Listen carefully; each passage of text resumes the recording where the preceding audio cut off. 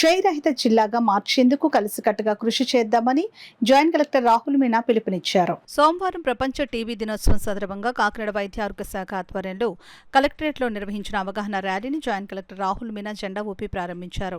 Collectorate నుంచి ప్రారంభమైన ఈ ర్యాలీ జడ్పీ జంక్షన్ మీదుగా జ్యోతిబా పూలే విగ్రహం వరకు ర్యాలీ కొనసాగింది. ఈ సందర్భంగా జేసీ రాహుల్ మీనా మాట్లాడుతూ టీబీని అంతం చేయగలం అనే నినాదంతో ఈ రోజు ప్రపంచ క్షయవ్యాధి నివారణ దినోత్సవాన్ని నిర్వహించనున్నట్లు తెలిపారు. దీనిలో భాగంగా టీబీ వ్యాధిపై అవగాహన కల్పించేందుకు పెద్ద ఎత్తున ర్యాలీ నిర్వహిస్తున్నామని చెప్పారు. 2025 నాటికి టీబీ వ్యాధిని పూర్తిగా నిర్మూలించే లక్ష్యంతో పనిచేయడం జరుగుతుందని ఆయన తెలిపారు. జిల్లాలో టీబీ వ్యాధి నిర్మూలనకు వివిధ చర్యలను చేపట్టామని అన్నారు. జిల్లా వైద్య ఆరోగ్య శాఖ అధికారి డాక్టర్ జె నరసింహన్ నాయక్ మాట్లాడుతూ టీబీ రోగులు వ్యాధి నుంచి వేగంగా బయటపడాలంటే వ్యక్తిగత కృషితో పాటు సామాజికంగా నైతిక సహకారం కూడా అవసరమని అన్నారు. వైద్యులు సూచించిన మేరకు మందులు వాడుతూ తగిన జాగ్రత్తలను తీసుకుంటే 6 నెలల్లోనే టీబీని నయం చేయవచ్చునని చెప్పారు. కార్యక్రమంలో జిల్లా టీబీ కంట్రోల్ అధికారి doctor R Ramesh, doctor Prabhakar, వివిధ ప్రభుత్వ శాఖల జిల్లా అధికారులు, వివిధ నర్సింగ్ కళాశాల విద్యార్థులు పెద్ద సంఖ్యలో పాల్గొన్నారు.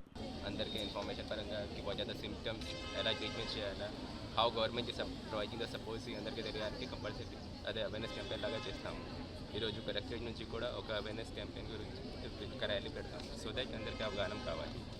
ఇది one of the very dangerous infection disease ఉన్నాయి కాబట్టి ట్యూబర్క్లోసిస్లో. కానీ అందరికీ everyone should know that it's a preventable, curable and treatable disease. కానీ అందరికీ ఇది తెలియలేదు.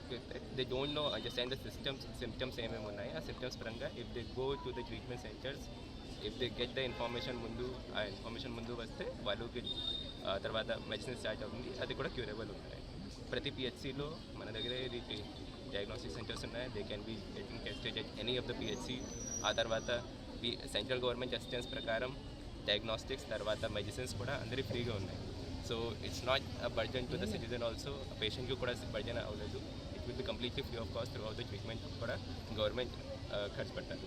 సో అందరికీ ఇన్ఫర్మేషన్ కంపల్సరీ రావాలి. ఇలాగ ఇష్యూ సిమ్టమ్స్ కొన్ని అది డిమెజ్ గారు కూడా చెప్తారు సిమ్టమ్స్ పరంగా ఇలాగా ఉంటుంది. Public should be getting the first diagnostic. Early diagnostic ఉంటుంది. ఈజీగా ఇది కూడా ట్రీటబుల్ కూడా అవుతుంది. 1705 టీబీ కేసెస్ ఉన్నాయి, ట్రీట్మెంట్లో ఉన్నాయి.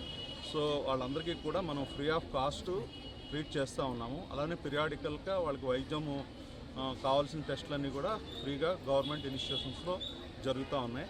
అలానే మనకి బయట ఎక్కడన్నా కూడా ప్రైవేట్ హాస్పిటల్స్లో కూడా టీబీ కేసెస్ ఏమన్నా ఐడెంటిఫై అయితే ఖచ్చితంగా అవి డిస్టిక్ టీబీ ఆఫీసర్ మన డాక్టర్ రమేష్ గారు ఉన్నారు ఇక్కడ, వారికి నోటిఫై చేయాలన్నమాట. కేసు కంపల్సరీ ఇక్కడ టీబీ కేసు ఐడెంటిఫై చేశాము అనేది ట్రీట్మెంట్ ఎక్కడ తీసుకున్నా, బయట తీసుకున్నా, గవర్నమెంట్లో తీసుకున్నా, but that case should be identified properly. ఎందుకంటే ఆ కేసు చుట్టూ మనకి ఉన్న పాపులేషన్ని సర్వే చేస్తాం. సర్వే చేసి ఇంకా ఎవరికైనా ఆ ఇంట్లో ఫ్యామిలీ మెంబర్స్కి అందరికీ టెస్టులు చేస్తాం. అలానే చుట్టుపక్కల ఉన్న పేషెంట్స్, చుట్టుపక్కల ఉన్న ఫ్యామిలీస్లో కూడా మనం ఇలాంటి లక్షణాలు ఎవరికైనా ఉన్నాయా అనేది మనము చూస్తాం అన్నమాట. బేసిక్గా ఏంటంటే మనము స్ప్రెడ్ చేయడం కూడా ఆపాలి.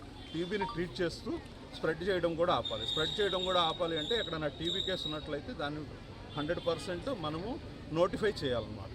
సో ఈ గవర్నమెంట్లో కాకుండా ప్రైవేట్లో వైద్యం చేస్తున్న డాక్టర్స్కి అందరికీ కూడా చెస్ట్ ఫిజిషియన్స్, అలానే రొటీన్ ఫిజిషియన్స్, ఇంకా కొంతమంది డాక్టర్స్ ఈ టీబీని ఈజీగా ఐడెంటిఫై చేయగలరు. ఏమీ లేదు, 2 వారాలకు మించి ఎవరికైనా దగ్గు, జ్వరము, లేకపోతే నోటమ్మట కానీ ఎక్కడైనా రక్తం పడినట్లయితే, కళ్ళు పడినట్లయితే, అలానే బరువు పెరగకపోవడం.